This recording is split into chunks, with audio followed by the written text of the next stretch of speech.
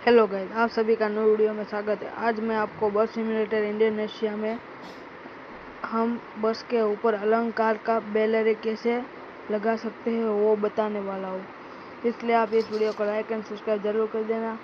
आप देख सकते हैं मेरे बस में अलंकार का बस बैनर लगा हुआ है।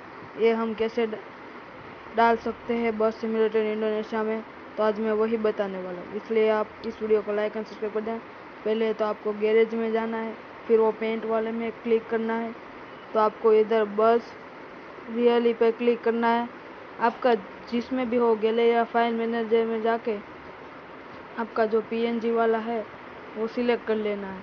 जैसे ही आप सिलेक्ट करोगे हमारे बस में वो लग जाएगा।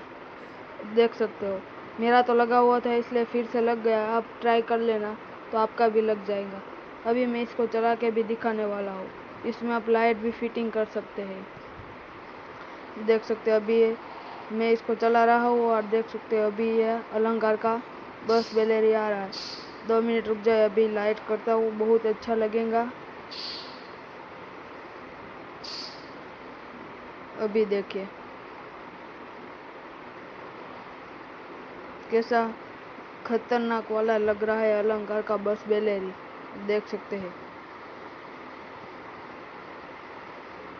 देखिए हम जब खेलते हैं तब भी आ जाएगा और लाइट के साथ अलंकार क्या खूबसूरत लगते हैं। देख सकते हैं आप अलंकार का बस बैनर।